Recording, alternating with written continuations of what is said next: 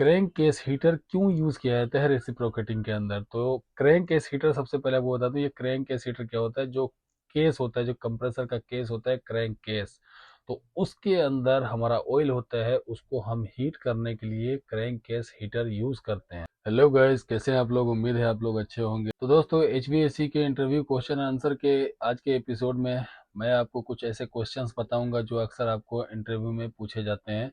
जो आप HVAC technician में या फिर आप चिलर टेक्नीशियन में या एसी टेक्नीशियन के इंटरव्यू में जाते हैं तो इस तरह के सवालात आते हैं, और ये थ्योरी है जो मैं आपको बताऊंगा। डेली डेली जब आप 5 मिनट ही सही वीडियो देखेंगे, आपके दिमाग में वो चीज़ आ जाएगी, तो आपको काफ़ी आसानी होगी, आपके लिए बहुत सरल होगी कि आप अगर चाहे आप कहीं पे जॉब करेंगे, चाहे कहीं आप इंटरव्यू के लिए जाएंगे, तो आपको ये काम आएगा। इसलिए आपको वीडियो लास्ट तक देखना है और वीडियो को बिल्कुल स्किप नहीं करना है। और वीडियो अगर अच्छी लगे तो वीडियो को ज़रूर लाइक करें, चैनल को सब्सक्राइब करें और बेल नोटिफिकेशन पे क्लिक करके ऑल पे सेलेक्ट करें, और अपने दोस्तों के साथ भी शेयर करें, क्या पता उन्हें भी इस चीज़ की ज़रूरत हो। और कमेंट में बताएं वीडियो आपको कैसी लगी।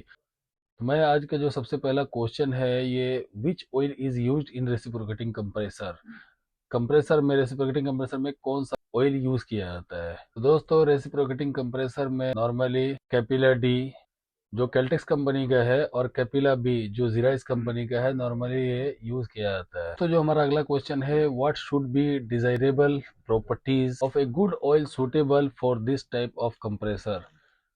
कौन सी इसमें खासियत होनी चाहिए, इस तेल में, इस ऑयल में, इन कंप्रेसरों में यूज करने के लिए कौन सी खासियत होनी चाहिए?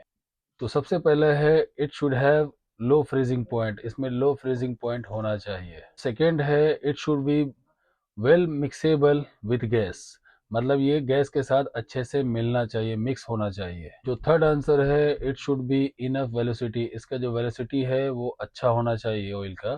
फोर्थ आंसर है, it should B pure and free from moisture. ये प्योर ऑयल होना चाहिए और मॉइस्चर फ्री होना चाहिए, उसके अंदर जो मॉइस्चर नहीं होना चाहिए, नमी नहीं होनी चाहिए। हमारा फिफ्थ आंसर है दोस्तों, it should have no action on metal parts.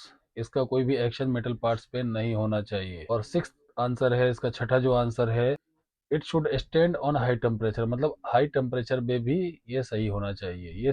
ये सारी खासियत हमारे ऑयल में होनी चाहिए। तो कहीं भी आपसे अगर इंटरव्यू में ऐसे सवाल पूछे जाएं कि कंप्रेसर, रेसिप्रोकेटिंग कंप्रेसर में कौन सा ऑयल यूज करते हैं और उसमें क्या क्या खासियत होनी चाहिए, तो ये आप 5-6 पॉइंट उनको बता सकते हैं। अगला जो हमारा क्वेश्चन है दोस्तों, for what purpose oil is used in reciprocating compressor. ये बात बिल्कुल सही है, आपसे क्वेश्चन कर सकते हैं कि क्या पर्पज के लिए कंप्रेसर के अंदर में ऑयल यूज किया जाता है, क्यों यूज किया जाता है। दोस्तों, इसके 3 पॉइंट्स हैं, आंसर के 3 पॉइंट्स हैं। It will reduce the friction between the two moving parts. तो दोस्तों, ये फ्रिक्शन को कम करता है दो मूविंग पार्ट्स में। अगर दो मूविंग पार्ट्स मतलब दो जो पार्ट्स जो आपस में मिलकर चल रहे हैं, उसमें फ्रिक्शन को कम करता है। जो रगड़ाव है उसको ये कम करेगा। तो सेकंड पॉइंट का जो हमारा आंसर है, it reduce the temperature develop due to friction. Friction जो होता है, जो घसाव होता है दो मूविंग पार्ट्स में, उससे टेम्परेचर हाई होता है, तो उसको ये कम करता है। और दोस्तों, इसका जो तीसरा पॉइंट आंसर है, it make the compressor to run smoothly. मतलब ये कंप्रेसर को स्मूथ चलने के लिए काम आता है। तो ये चीज़ें आपको याद रखनी है। कभी भी अगर आपसे क्वेश्चन किया जाए तो आपको ये मालूम होना चाहिए। और अगर आप काम कर रहे हैं तो भी आपको मालूम होना चाहिए कि आखिर हम ऑयल यूज़ क्यों कर रहे हैं। फ्रिक्शन होगा, रगड़ाव होगा दो पार्ट्सों में, तो उससे प्रॉब्लम आएगी। इसलिए इसको लुब्रिकेट करने के लिए ऑयल को यूज़ किया जाता है। दोस्तों, अगला जो हमारा क्वेश्चन है, why crank case heater used in reciprocating compressor. Crank case heater क्यों यूज किया जाता है रेसिप्रोकेटिंग के अंदर? तो क्रैंक केस हीटर सबसे पहले आपको बता दूं, ये क्रैंक केस हीटर क्या होता है। जो केस होता है, जो कंप्रेसर का केस होता है, क्रैंक केस, तो उसके अंदर हमारा ऑयल होता है, उसको हम हीट करने के लिए क्रैंक केस हीटर यूज करते हैं। और ये कंप्रेसर का जो कंट्रोल्स होता है, जो कॉन्टेक्टर्स होते हैं, उसके एनसी पॉइंट से इसकी सप्लाई जाती है। जब कंप्रेसर जितने देर बंद रहेगा, जितने दिन बंद रहेगा, तो वो oil heater, crank case heater जिसको बोलते हैं, वो चालू रहेगा।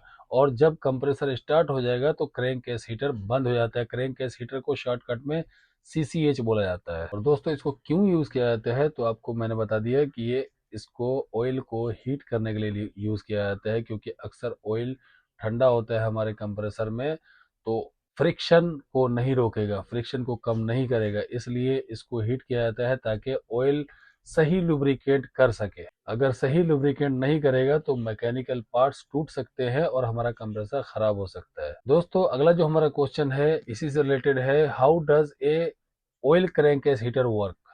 क्रैंक केस हीटर कैसे काम करता है, सीसीएच कैसे काम करता है? तो मैंने आपको पहले ही आंसर दे दिया, ये कंप्रेसर के कंट्रोल्स में कॉन्टेक्टर में एनसी पॉइंट से इसका सप्लाई जाता है और जब तक कंप्रेसर बंद रहेगा ये चालू रहेगा, स्टार्ट रहेगा, और जब कंप्रेसर स्टार्ट हो जाएगा उसके बाद इसकी ज़रूरत नहीं है तो वो फिर वो उसको बंद कर देगा। तो ये कहाँ से हमें सप्लाई लेना होता है? एनसी पॉइंट से, कॉन्टेक्टर के एनसी पॉइंट से, जो हमारा फर्स्ट कॉन्टेक्टर जो होता है कंप्रेसर का उसके एनसी पॉइंट से इसका पावर लेना पड़ता है। दोस्तों अब मैं कोशिश कर रहा हूँ कि छोटी छोटी वीडियो में आपको समझाने की कोशिश करूँगी। तो आज के लिए दोस्तों बस इतना ही। उम्मीद करता हूँ आप लोगों को मेरी वीडियो अच्छी लगी हो। अगर वीडियो अच्छी लगी हो तो ज़रूर लाइक कर दें और चैनल को सब्सक्राइब कर दें और बेल नोटिफिकेशन पे क्लिक करके ऑल पे सेलेक्ट कर दें।